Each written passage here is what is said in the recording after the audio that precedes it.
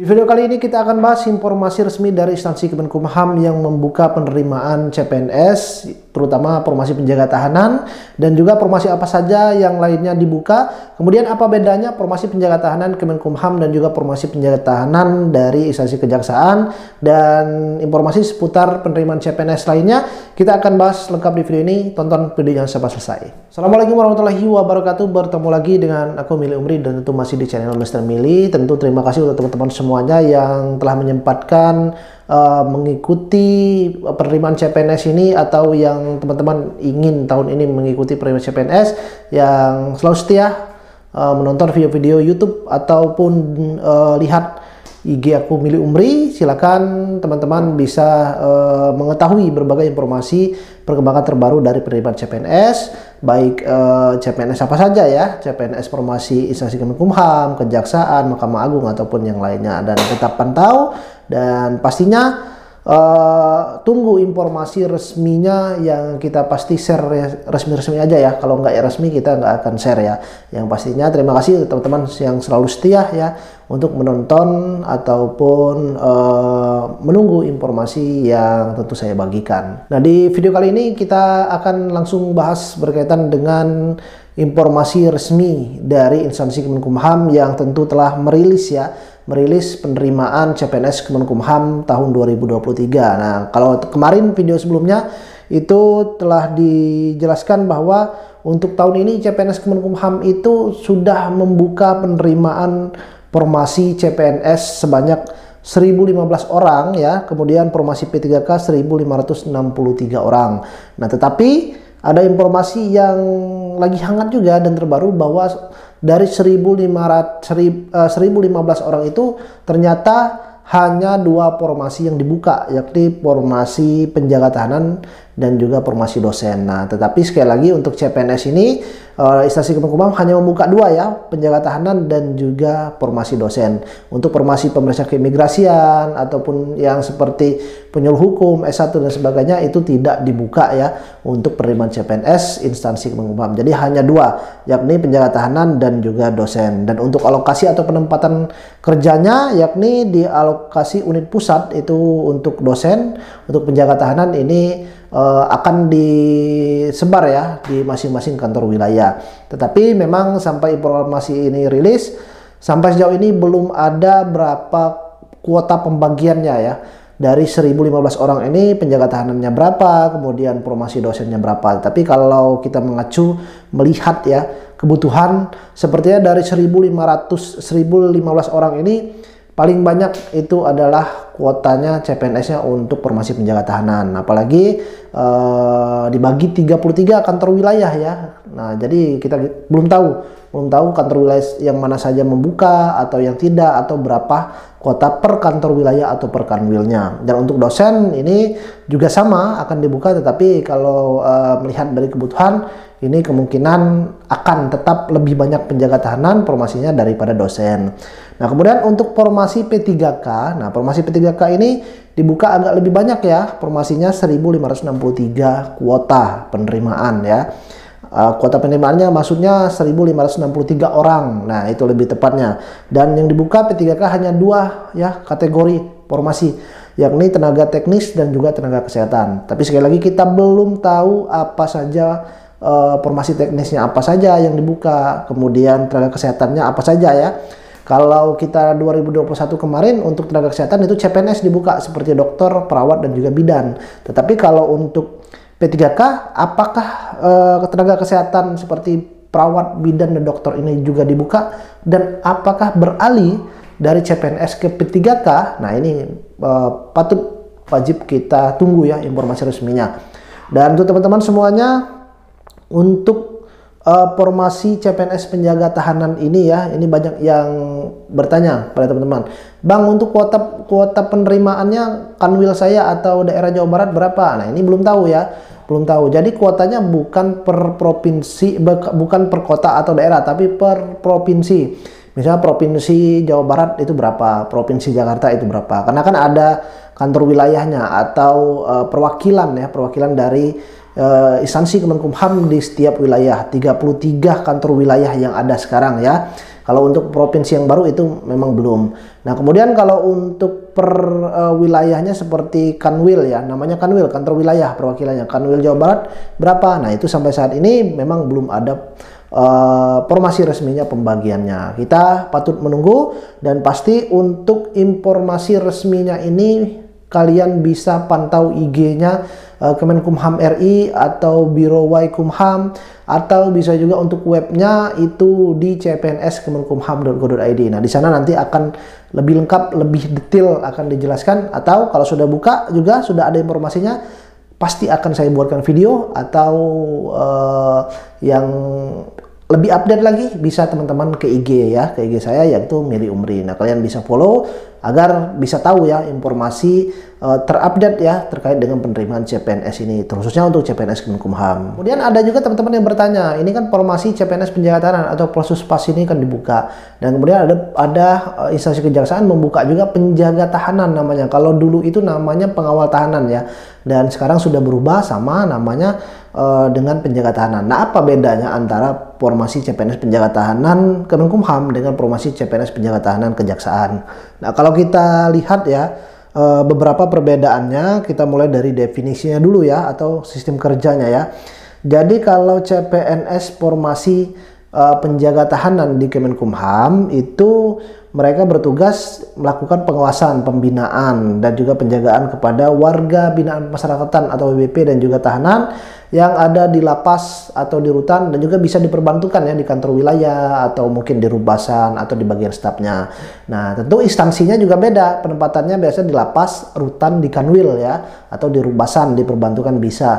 Tetapi kalau penjaga tahanan di kejaksaan ini mereka kerjanya itu bertugas mendampingi tahanan ya, mendampingi tahanan dalam proses masa sidang, atau mereka menjemput ya tahanan tersebut yang dititipkan di lapas atau rutan untuk melakukan sidang, dan dikawal sampai kejaksaan, dan setelah sidang dari kejaksaan kembali lagi ke lapas. Nah, itulah tugas dari seorang penjaga tahanan di instansi kejaksaan. Kalau dulu namanya pengawal tahanan ya, tetapi untuk sekarang namanya penjaga tahanan.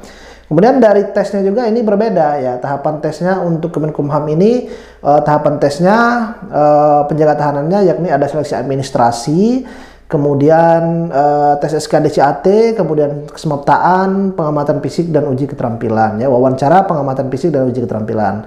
Kalau kejaksaan ini tesnya ada sedikit tambahan ya.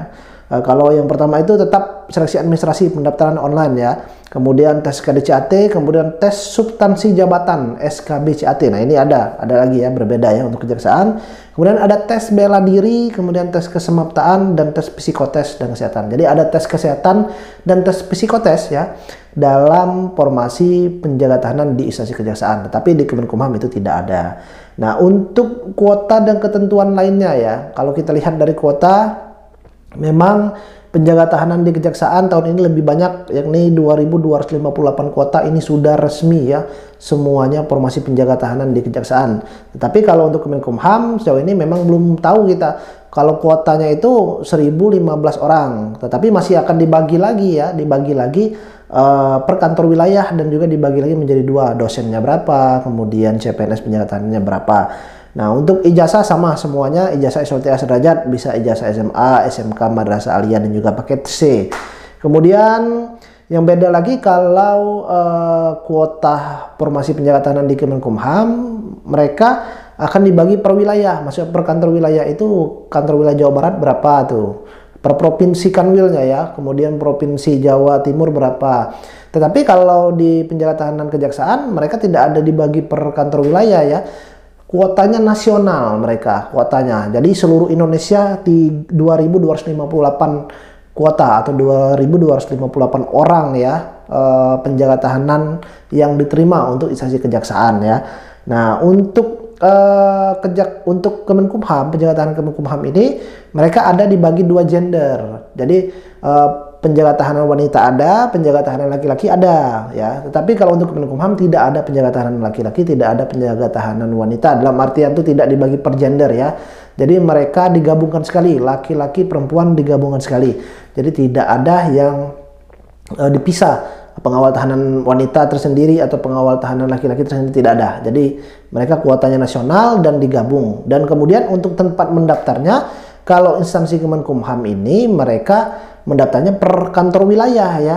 Nah, contohnya kalau misalnya kalian alamat KTP Jawa Barat, kalian bisa daftar di Kanwil Jawa Barat.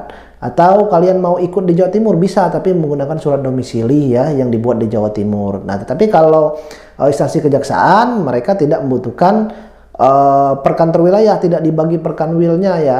Mereka kuota nasional. Kalian di Aceh mau mendaftar ikut yang di Jambi, ikut yang di mana, nggak apa-apa ya. Atau kalian sedang di Jambi nggak jadi masalah, tetap bisa menggunakan KTP Aceh. Atau misalnya kalian sedang di Jakarta kuliah, kalian ingin daftar ya di Jakarta, ya silakan, nggak apa-apa, tidak membutuhkan surat keterangan domisili. Ini untuk penjaga tahanan kejaksaan ya. Kemudian untuk tentu saingannya. Nah, kalau saingannya ya, ini kalau penjaga tahanan Kemenkumham mereka saingannya per domisili tempat mendaftar ya. Kalau mendaftar di Kanwil Jakarta berarti se-Jakarta aja ya saingannya. Kalau misal Kanwil Sumsel berarti di Sumsel aja saingannya ya. Nah, wanita beda lagi. Kalau wanita laki-laki beda ya. Kalau wanita saingan sama wanita, kemudian laki-laki sesama laki-laki. Nah, tapi kalau kejaksaan, penjaga tahanan kejaksaan ini mereka saingannya seluruh Indonesia ya, perankingan juga seluruh Indonesia. Kemudian laki-laki dan perempuan sama, tidak ada yang dibedakan ya. Mereka perankingannya sama. Ya, jadi kuat-kuatlah dinilai teman-teman semuanya ya. Nah, kemudian yang terakhir perbedaannya, kalau di Kemenkumham tidak membutuhkan sertifikat tambahan, sertifikat bela diri itu tidak diminta ya. Kemudian seperti sertifikat komputer juga tidak diminta, SIM juga tidak diminta ya. Tetapi untuk di penjaga tahanan kejaksaan, untuk sertifikat bela diri atau pelatihan, nah itu diminta ya. Kemudian kalau untuk sertifikat komputer juga diminta, tetapi SIM, ini informasi terbaru, SIM tidak diminta untuk formasi CPNS penjaga tahanan kejaksaan. Jadi SIM tidak ada, hanya kuota atau syaratnya sertifikat bela diri atau sertifikat pelatihan satuan pengamanan dan juga sertifikat komputer. Itu ya yang bedakan. Nah, kita lanjut ke syarat ya dan juga dokumen apa yang dibutuhkan untuk mendaftar formasi CPNS penjaga tahanan Kemenkumham atau Polsuspas. Kita sebutnya Polsuspas saja ya, biar lebih gampang. Nah, untuk syaratnya untuk umur minimal 18 tahun, maksimal 28 tahun 0 bulan ya. Kemudian untuk tinggi badan, Polsuspas ini tinggi badannya yakni laki-laki 165 cm dan untuk perempuan 160 cm ya. Ini untuk tinggi laki-lakinya. Dan sudah menikah juga boleh, sudah menikah boleh ya. Untuk laki-laki sudah menikah boleh, perempuan juga sudah menikah, sudah ada anak itu boleh mendaftar, tidak ada larangan ya untuk teman-teman semuanya. Dan untuk berkas yang dibutuhkan ya pasti 5 berkas utama: KTP, KK, ijazah. Ijazah ini wajib ijazah SLTA sederajat, walaupun kalian memang sudah lulus sarjana atau diploma, tetap mendaftarnya menggunakan ijazah SLTA sederajat. Kemudian transkrip nilai. Bagi yang belum ada ijazah transkrip nilai bisa menggunakan SKL ya. Bisa untuk SMK semua jurusan bisa. Kemudian pas foto berlatar belakang merah, ukuran 4x6 dan pakaiannya baju kemeja putih lengan panjang ya. Bebas mau pakai dasi, mau pakai blazer atau enggak ya, rambut juga dirapikan. Dan kemudian ada tambahan seperti akte kelahiran. Akte kelahiran ini kalian siapkan juga karena dibutuhkan, dibuat dari kantor Dukcapil atau dikeluarkan dari kantor Capil. Kemudian untuk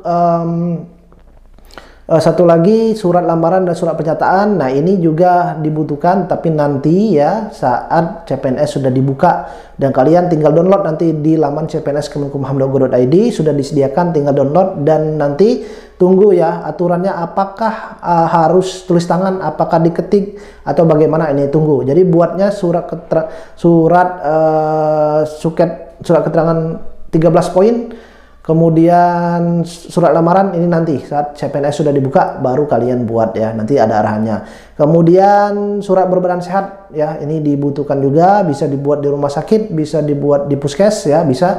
Tetapi dokternya dokter PNS, ada cap basahnya, ada tanda tangannya, ini jangan lupa dan juga di scan. Buatnya nanti saat tunggu CPNS sudah dibuka. Dan kemudian untuk syarat lainnya SKCK ini tidak juga dibutuhkan karena tidak ada dibutuhkan SKCK. Kemudian sertifikat bela diri atau sertifikat komputer ini juga tidak dibutuhkan ya. Oke teman-teman, jadi itu dokumen-dokumen yang perlu teman-teman siapkan, atau kalau kurang lengkap sudah aku buatkan di video sebelum ini, jadi silakan teman-teman tonton. Dan kemudian untuk tahapan tesnya tadi sudah dijelaskan ya. Jadi administrasi pendaftaran online ya. Pendaftarannya nanti tunggu dibuka ya. Kalau sesuai jadwal itu 17 September sampai 6 Oktober. Nah, itu masa pendaftaran. Jadi saat 17 September sudah bisa mendaftar ya. Mendaftarnya tetap melalui online laman scsn.bkn.go.id, bukan melalui offline atau datang ke kantornya. Kemudian kalau lulus lanjut ke tahapan SKDCAT, kemudian kalau lolos lanjut ke tahapan SKB, seleksi kompetensi bidang. Ada 3 tahapan semaptaan: pengamatan fisik, wawancara, dan uji keterampilan ya. Nah, untuk ukur tinggi badan berada di tes kesemaptaan. Jadi ukur tinggi badan itu di tes kesemaptaan. Setelah semapta baru ukur tinggi badan. Dan kapan jadwalnya mulai dibuka atau bisa mendaftar? Pastinya kalau tidak ada perubahan 17 September baru bisa mendaftar di portal scsn.bkn.go.id. Kemudian di sana nanti kalian membuat akun terlebih dahulu, kemudian buat akun, kalian pilih formasi instansinya Kemenkumham atau untuk formasinya umum atau penjaga tahanan di sana nanti, dan download upload semua dokumen yang dibutuhkan, syarat-syarat yang diminta, dan tinggal tunggu pengumuman apakah kalian lulus ya tahapan administrasi pada 17 September sampai 6 Oktober itu masa pendaftarannya. Dan tentu nanti akan ada file PDF-nya ya, jadi tunggu informasi file PDF-nya resminya. Kemudian kita juga masih menunggu berapa kuota per kanwil per daerahnya, berapa penjaga tahanan untuk tahun ini. Kemenkumham itu akan dibuka, dan pantau di web cpns.go.id atau nanti akan aku bantu share ya teman-teman semuanya. Oke, jika teman-teman juga membutuhkan terkait dengan bimbingan belajar ya. Nah, sekarang sudah sangat dekat. Apakah masih sempat belajar? Masih, karena September itu pembukaan, kemudian Oktober, November. Jadi ada masa kurang lebih 3 bulan lagi ya. 3 bulan kurang lah ya kalian untuk persiapan SKDCAT. Jadi kalau ingin bimbingan masih bisa, kalian silakan daftar, bisa klik link yang ada di deskripsi video ini, atau bisa langsung ke IG aku Umri. Aku tunggu, pastinya manfaatkan waktu dengan baik dan jangan sampai kalian terlena, karena CPNS ini tidak dibuka tiap tahun dan kita belum tahu kapan lagi CPNS dibuka. Jadi kalau saat dibuka, ikuti penerimaan CPNS dengan semangat. Terima kasih untuk teman-teman semuanya yang sudah menonton video ini, dan jika ada pertanyaan tulis di kolom komentar. Kalau memang kalian memang butuh ya pertanyaan dijawab dengan cepat, bisa kalian DM ke IG aku Umri ya. Dan share video ini jika kalian rasa bermanfaat, atau share video ini jika ada teman-teman kalian yang bertanya hal yang sudah saya jelaskan. Sekali lagi terima kasih. Saya Heri, wassalamualaikum warahmatullahi wabarakatuh.